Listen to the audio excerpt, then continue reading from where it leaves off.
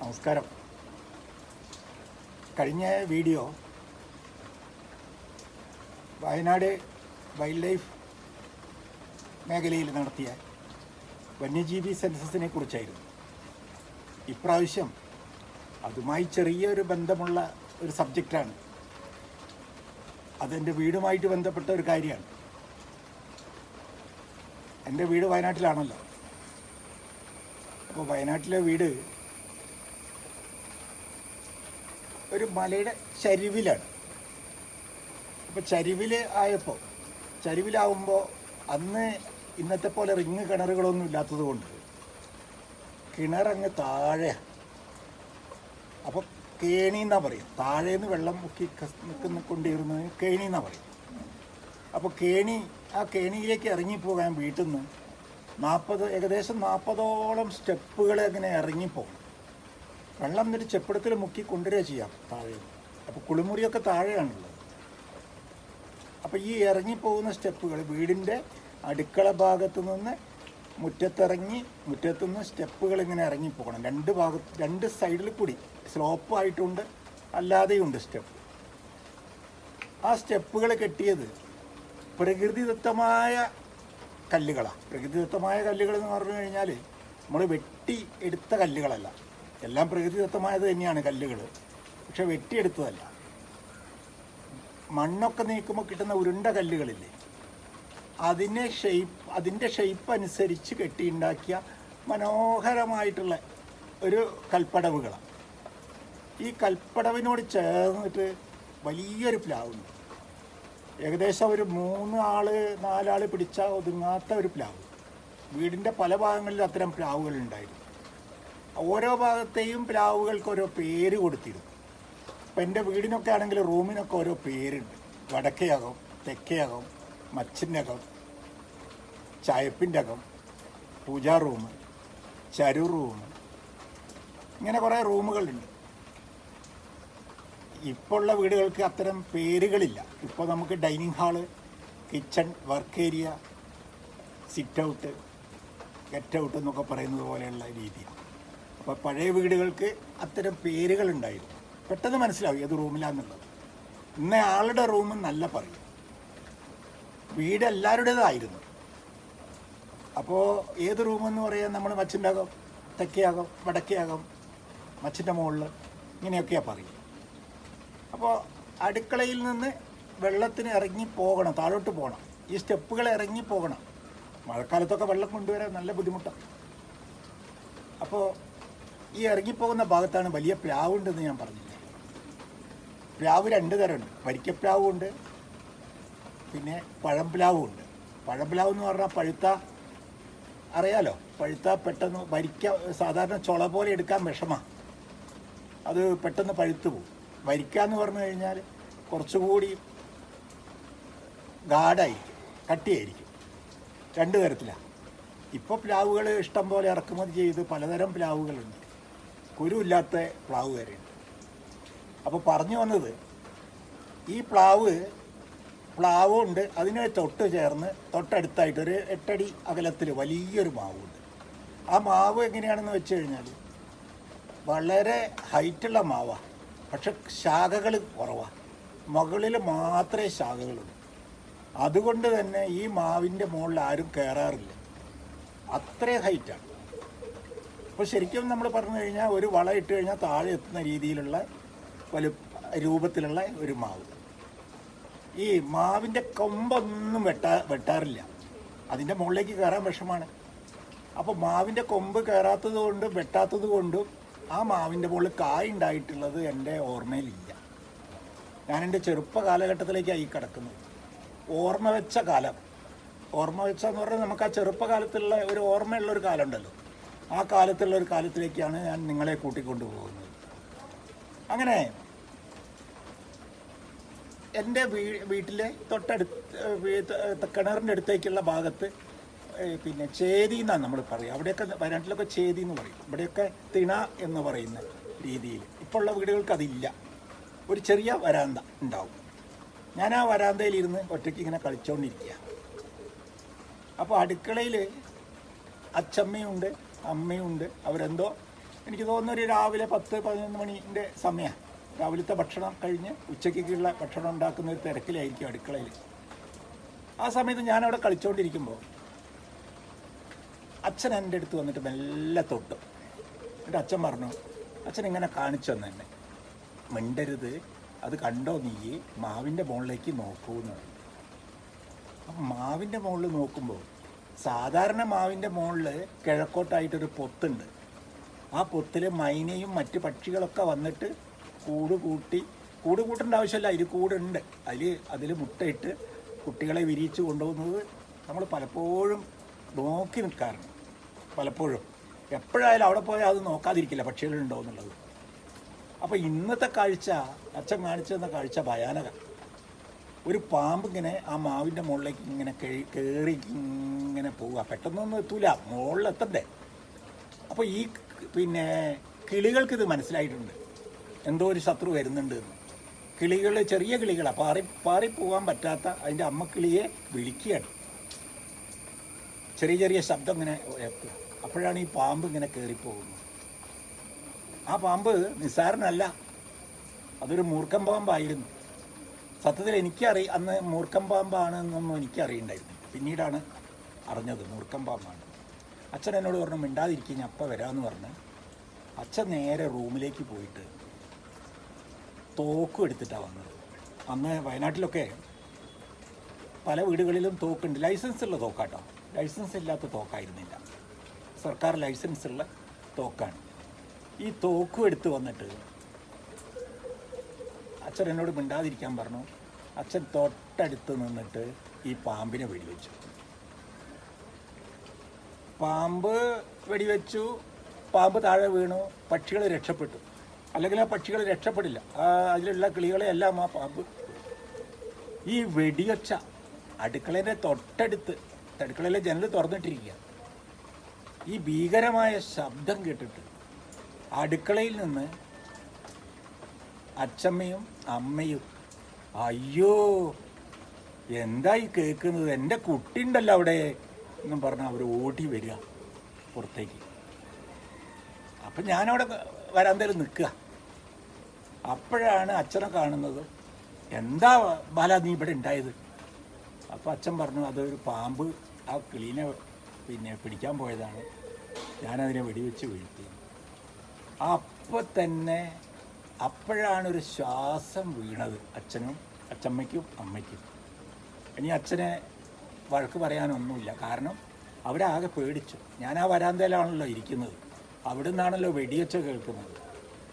അതോ തോക്കൊന്നും പഠിത്ത കാലത്തൊന്നും അച്ഛൻ ഉപയോഗിക്കാതെ വെച്ച തോക്കാണ്. അപ്പോൾ പെട്ടെന്നൊരു വെടിവെച്ച കേൾക്കുമ്പോൾ ആരായാലും പേടിച്ചു പോകും. സാധാരണ പടക്കം വെട്ടുന്ന ശബ്ദമല്ലല്ലോ വെടിവെച്ച ഉണ്ടാവുന്നത്. ഇപ്പോഴത്തെ തോക്ക് പോലെയല്ല അന്നത്തെ തോക്ക്. ആ സംഭവം നടന്ന കാലത്തുള്ള തോക്കും അതിനെ ഉപയോഗിച്ച തെരയും ഒക്കെയാണ് ഞാനിന്ന് നിങ്ങളെ കാണിക്കുന്നത്. അന്ന് ഉപയോഗിച്ച തോക്ക് ഇന്നത്തെ തോക്ക് പോലുള്ള തോക്കല്ല, വളരെ വെയിറ്റ് കൂടിയ ഒറ്റക്കുഴൽ, ഇരട്ടക്കുഴൽ, ഇങ്ങനെ 2 തരം തോക്കുകൾ. അതിൽ ഒറ്റക്കുഴൽ തോക്കാണുള്ളത്. അതിൽ തന്നെ ഒറ്റക്കുഴൽ തോക്കിൽ തന്നെ നറത്തോക്കുമുണ്ട്, തീരത്തോക്കുമുണ്ട്. ആ നറത്തോക്ക് എന്ന് പറയുന്നത് വെടിമരുന്ന് ചില്ലെല്ലാം അതിൽ കുത്തി നിറയ്ക്കണം, നമ്മൾ തന്നെ ചെയ്യണം, കുത്തി നിറച്ചിട്ടാണ് പൊട്ടിക്കുക. തിരത്തോക്ക് എന്ന് പറയുന്നത് തിര ഇടുന്നതാണ്, റെഡിമെയ്ഡായിട്ട് തിര വാങ്ങിക്കൊണ്ടുപോയിട്ട് ആ തിരയിട്ട് പൊട്ടിക്കുന്നത്. ഈ തോക്കുകളിലൊക്കെ ഒരേ സമയം ഒരൊറ്റ വെടി മാത്രമേ പൊട്ടിക്കാൻ പറ്റൂ. രണ്ടാമത് പിന്നെയും ലോഡ് ചെയ്യണം. അതിലുപയോഗിച്ച തിരയാണ് ഞാൻ നിങ്ങളെ പരിചയപ്പെടുത്തുന്നത്. അന്ന് തോക്കുകൾ അറിഞ്ഞിരുന്നത് നമ്പർ പ്രകാരമാണ്. അതിലുപയോഗിക്കുന്ന തിരയ്ക്ക് ചില നമ്പറുകളുണ്ടായിരുന്നു. നമ്പർ 4, 6, 8 അങ്ങനെയുള്ള നമ്പറുകളായിരുന്നു. അതിൽ കൂടുതലുണ്ടോയെന്ന് എനിക്കറിയില്ല. വീട്ടിലുണ്ടായിരുന്ന തോക്കിൻ്റെ തിര നമ്പർ 4 ആണ്. നമ്പർ 4 തിരയാണ് അതിലുപയോഗിച്ചിരുന്നത്.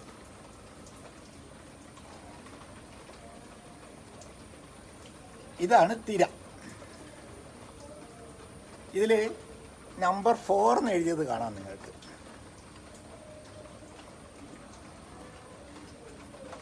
ഇത് ഇതുവരെ ഉപയോഗിക്കാത്ത തിരയാണ്. നല്ല വെയിറ്റ് ഉണ്ട്. ഇതിൻ്റെ മുകളിലൊക്കെ അത് ഉണ്ടാക്കിയ കമ്പനിയുടെ പേരൊക്കെ ഉണ്ട്. ഇപ്പോൾ അവ്യക്തമാണ്. വളരെ വർഷമായി അച്ഛൻ സൂക്ഷിച്ചു വെച്ചിരുന്നു. അതിനുശേഷം ഞാൻ എൻ്റെ ആൻറ്റിക് ശേഖരത്തിലേക്ക് കൂട്ടിയതാണ് ഇതെല്ലാം. ഈ തിര അന്ന് ഈ തിര എടുത്ത് നോക്കുമ്പോൾ കുറച്ച് നേരം അച്ഛൻ കൈ തരും, പിന്നെ എടുത്ത് വളരെ അലമാരയിൽ വെച്ച് പൂട്ടുക ചെയ്യാം. അപകടകാരിയാണല്ലോ. അപ്പോൾ ഈ തിരേൻ്റെ ഉള്ളിൽ എന്തൊക്കെ സാധനം ഉണ്ട് എന്നുള്ളതൊക്കെ അന്ന് ആകാംക്ഷയായിരുന്നു. നമുക്കൊരു കളിപ്പാട്ടം കിട്ടിയാൽ നമ്മൾ ആ കളിപ്പാട്ടം ഒന്ന് പൊളിച്ചു നോക്കിയാലല്ലേ നമുക്ക് സമാധാനം ഉണ്ടാവുള്ളൂ. കളിപ്പാട്ടം കളിച്ച് പാട്ടയാക്കുക എന്ന രൂപത്തിൽ. അപ്പോൾ നമ്മുടെ കൈകളിൽ എന്തെങ്കിലും കിട്ടിയാൽ നമ്മളത് പൊളിച്ച് അതിൻ്റെ ഉള്ളിൽ എന്തൊക്കെ സാധനം ഉണ്ടെന്ന് കണ്ടെത്താനുള്ള ഒരു ആകാംക്ഷ ഉണ്ടാവും. ആ ആകാംക്ഷ എനിക്കുണ്ടായിരുന്നു. ആ ആകാംക്ഷയിൽ പിന്നീട് ഞാൻ ഒരു തിര എടുത്തിട്ട് അത് പൊളിച്ചു. ഇത് പൊളിച്ചതാണ്. ഉള്ളത് കണ്ടില്ലേ, ബ്ലാങ്കാണ്. ഇത് പൊട്ടിച്ചിട്ടില്ല. പൊട്ടിച്ചത് തിരയാണെങ്കിൽ ഇങ്ങനെ ആയിരിക്കില്ല.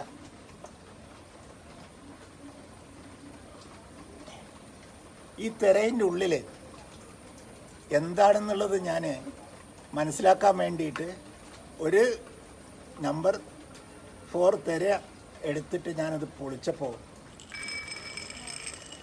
ഇങ്ങനെയുള്ള വസ്തുക്കളാണ് കിട്ടിയത്. ഇത് മെറ്റൽ മണികളാണ്. വളരെ വെയിറ്റ് ഉണ്ട്.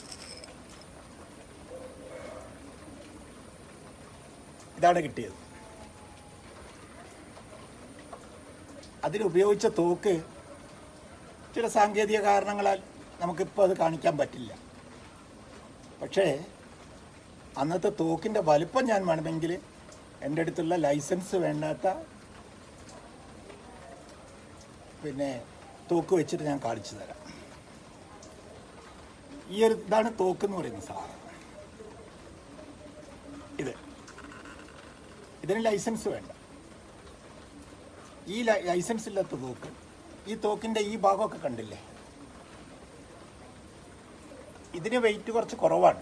ഇപ്പോൾ ഉള്ള ഇത്തരം തോക്കുകൾക്ക് വെയിറ്റ് വളരെ കുറവാണ്. പക്ഷേ ഇതിന് വെയിറ്റ് ഉണ്ട്. ഇത് കുറച്ച് പഴക്കമുള്ളതാണ്. ഞാനൊരു ആൻറ്റിക് വസ്തു എന്നുള്ള രീതിയിൽ വാങ്ങിച്ചു വെച്ചത്. ഇത് നമ്മളെ ഇവിടെയാണിത് തറച്ച് വയ്ക്കുക. ഈ ഭാഗത്ത് ഇങ്ങനെ തറച്ച് വയ്ക്കും. അതിന് മുമ്പാണ് ഈ തോക്കിൽ തോക്കിൽ തിര നിറയ്ക്കുക. അപ്പോൾ ഇതിങ്ങോട്ട് പൊന്തിക്കും. പൊന്തിച്ച് കഴിഞ്ഞ് ഈ തിര ഇതിനുള്ളിലിട്ട് ക്യാപ്പ് അടയ്ക്കും. അടച്ച് കഴിഞ്ഞിട്ട് ഇങ്ങനെ നമുക്ക് എവിടേക്കാണോ ഈ തോക്കിൻ്റെ ഇവിടെ ഒരു ഞങ്ങളുടെ തോക്കിനൊക്കെ ഇവിടെ ഒരു പിച്ചളൻ്റെ മുട്ട ഉണ്ടായിരുന്നത്. ഇവിടെ ഇത് ഒരു ദ്വാരമാണുള്ളത്. ഈ ദ്വാരമുള്ളത്.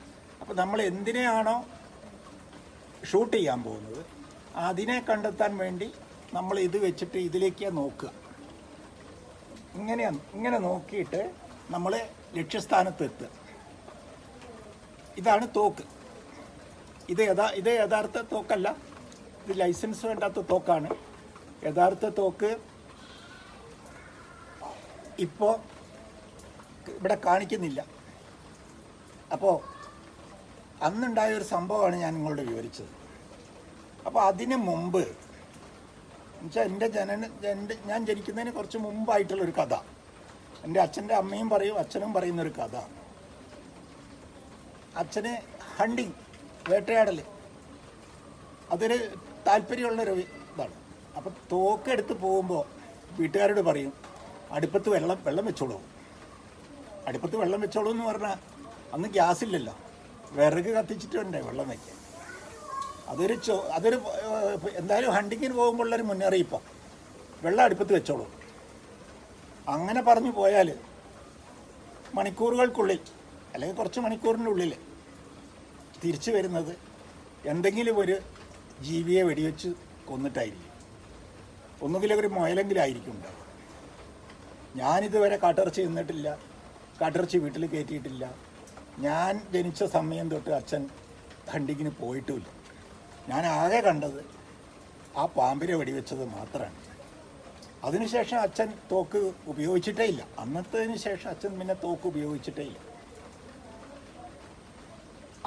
അന്ന് വയനാട്ടിൽ വേട്ടയാടലിന് നിരോധനമൊന്നുമില്ല. ആ കാലഘട്ടത്തിൽ തോക്കുമായിട്ട് ആൾക്കാർ പല സ്ഥലങ്ങളിലും പോകും, മൃഗങ്ങളെ വെടിവെച്ച് കൊല്ലും ഒക്കെ കൊണ്ടുവരികയായിരുന്നു. 1973 വന്യജീവി നിയമം പാസ്സാക്കിയതിന് ശേഷമാണ് വേട്ടയാടൽ പാടില്ല, വന്യജീവികളെ ആക്രമിക്കാൻ പാടില്ല എന്ന നിയമം വന്നു. അതിനുശേഷമാണ് കാട്ടിൽ വന്യജീവികൾക്ക് സ്വസ്ഥമായിട്ട് ജീവിക്കാൻ കഴിഞ്ഞത്.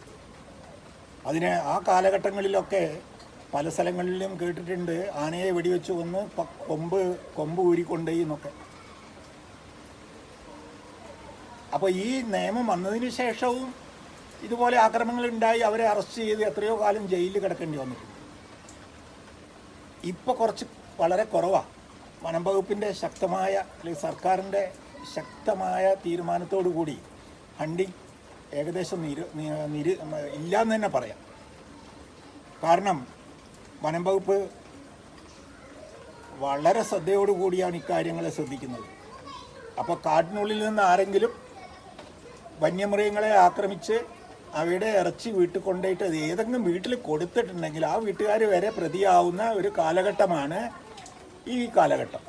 അതുകൊണ്ട് ഇപ്പോൾ സത്യത്തിൽ എന്താ വെച്ചാൽ ഒരു വന്യജീവിയുടെ തോലോ നഖമോ ഒരു സാധനവും പല്ല് പോലും വീടിനുള്ളിൽ വയ്ക്കാൻ പാടില്ല. അല്ലെങ്കിൽ പണ്ടാണെങ്കിൽ മാനിൻ്റെ കൊമ്പ് വയ്ക്കുകയായിരുന്നു. പുലിനഖം ലോക്കറ്റാക്കിയിട്ടിടുകയായിരുന്നു ആൾക്കാർ. ആനയുടെ വാല് മോതിരമാക്കിയിട്ടും സ്വർണത്തിലൊക്കെ കെട്ടിയിടുകയായിരുന്നു. ഇന്ന് നിയമം മൂലം അതെല്ലാം നിരോധിച്ചിരിക്കുക. അതുകൊണ്ട് അല്ലെങ്കിൽ ആനയ്ക്കൊക്കെ ഉള്ളത് എന്താ പ്രശ്നം? ആനയൊക്കെ ഉത്സവത്തിന് വന്നാൽ പാപ്പാന് എന്തെങ്കിലും പൈസ കൊടുത്തിട്ട് പാപ്പാനെ കൊണ്ട് ആ വാലിൻ്റെ മുകളിൽ രോമം അങ്ങോട്ട് പറിച്ചെടുക്കുക അല്ലെങ്കിൽ കട്ട് ചെയ്തെടുക്കുക. ഇപ്പോൾ ആൾക്കാർക്ക് കുറേ ബോധം വന്നു. അതുകൊണ്ട് ആ ജീവികളെ അതുപോലെ ശല്യം ചെയ്യുന്നില്ല. എന്നാലും ഇല്ലയെന്ന് പറഞ്ഞുകൂടാ. ഒറ്റയും തെറ്റിയൊക്കെ ആയിട്ട് ആൾക്കാർ കാണുന്നുണ്ട്.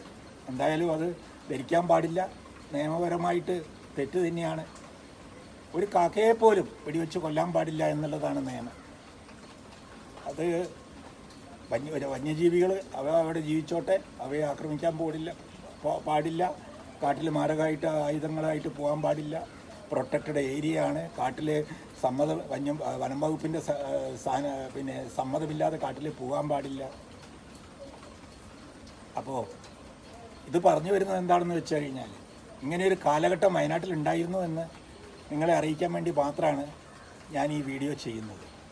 ഇനി അടുത്ത വീഡിയോയുമായിട്ട് വരാം. നന്ദി, നമസ്കാരം.